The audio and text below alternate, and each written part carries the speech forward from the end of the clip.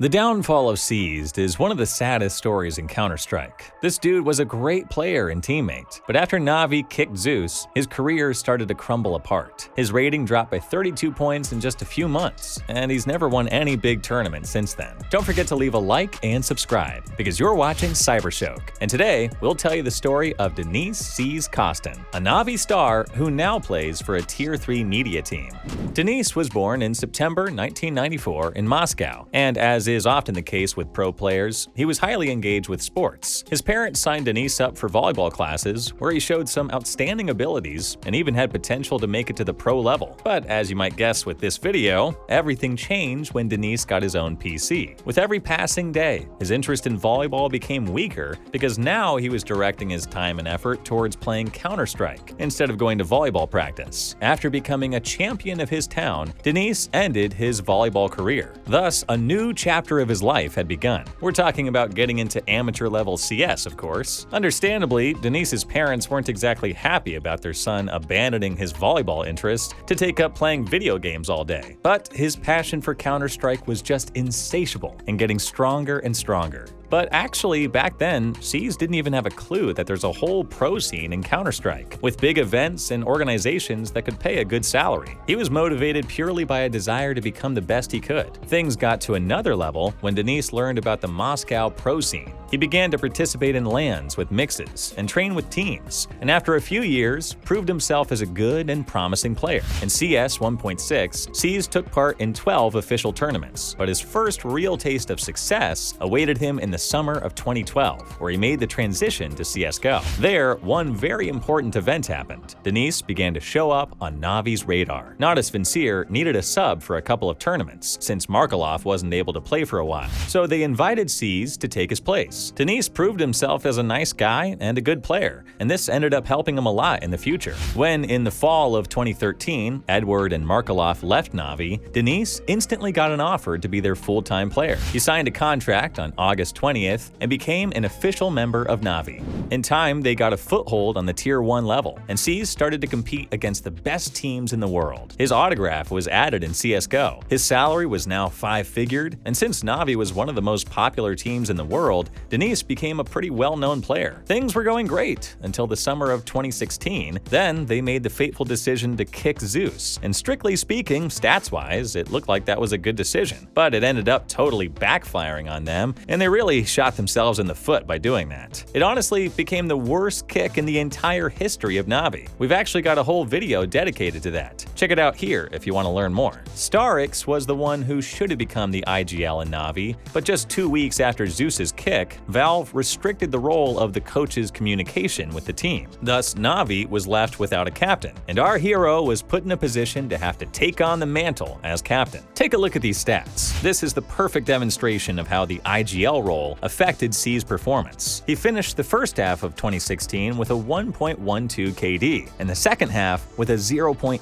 KD. As we said in the video about Zeus's kick, this is such a dramatic downfall that it just couldn't possibly be explained by him simply losing motivation. It became clear that Seized was unable to play as good as before and coordinate the team at the same time. Denis remembers that the atmosphere within the team became unbearable, and he stopped enjoying Counter-Strike. They were arguing all the time, and things just didn't seem to get better. So in July 2017, NAVI moved Seized to the bench. Officially, the reason behind his kick was because he performed poorly on the Krakow Major, where NAVI didn't make it to the playoffs for the first time in 3 years. They had plans to sign Angel and Electronic, but their orgs named a pretty high price for the players, knowing how desperate NAVI's situation was. Then, Zeus and Kane left Gambit, and NAVI just signed those two. The first thing that Zeus did after coming back to NAVI is put Seized back on the active roster. After all, the only reason for his downfall was that he was thrust into an IGL role. So now, since there was no need for him to be a captain, why not give him another chance? Here's what Denis himself said about it. "I've had some mixed feelings when they kicked me. I was sad and angry. I didn't know what to do. I spoke with other players and considered joining some teams, but After all, I'm happy that Navi gave me a second chance. I want to come back to my previous level. But unfortunately, it became clear that C's days in Navi were numbered. This time, he just didn't fit in on the team, even while playing the relatively easier role of rifler. There was even a scandal on the internet. The Russian-speaking community started to call Denis a decoy. And there was one time where a RuHub caster, Crystal May, called him a decoy on an official stream.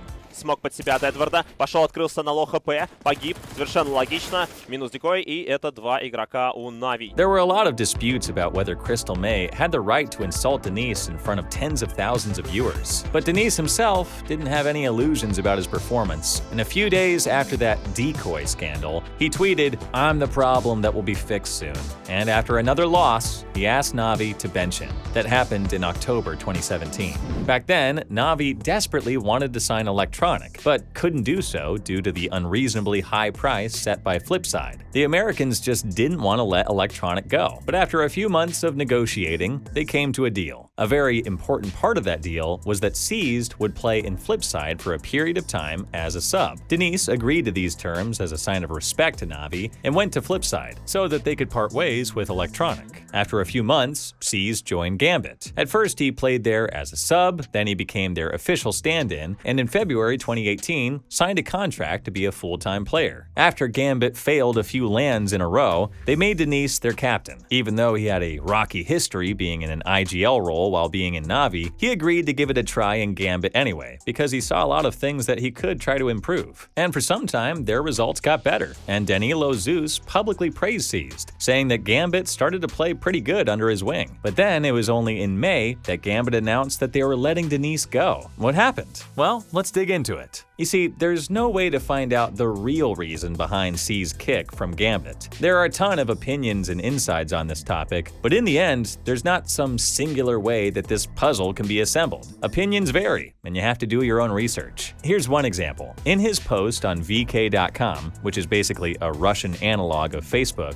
C's stated, "When I played for Gambit, no one told me anything. No one expressed their dissatisfaction with how I play. No one said to me that I need to improve in some way." But later, in that very post, Denis added, "One of the players said that he doesn't want to play with me because we can't get along with each other." So how on earth can these two truths coexist? Seized himself says that no one on the team disparaged his playstyle, but then a minute later adds that Hobbit apparently doesn't want to play with him. Now, the last thing we want to do here is throw accusations around, but it's obvious that C's kick was a result of some interpersonal disputes, and that Gambit just decided to try and keep that from getting out to the public. But that didn't stop journalists from asking Gambit about it, resulting in every player reporting their own interpretation of the events. So honestly, that's the true reason for why C's kick looks so controversial. According to Seized, after Zeus left Gambit, there was no structure within the team, and he had some thoughts on how to establish some. But after a win in Krakow, no one on the team wanted to listen to him. From C's perspective, it felt like his own teammates didn't take his ideas seriously. Here's what he says: "We want you to coordinate us, but you only need to make the calls that we approve." So after leaving Gambit in May 2018, C's got an offer from NAVI. It was good, but they insisted that Denis had to move to the States, and he wasn't ready for that, so he had to turn them down. Denis dedicated that summer to solving all his personal problems. After that, he joined Hooch and Starix and made a mix named Under Pressure. Soon they were signed by a German company, Runtime, but the deal ended in just a few months due to poor results. And it was at that moment when Navi star Seized dropped down to the Tier 3 level, where he plays to this day. He switched teams a lot,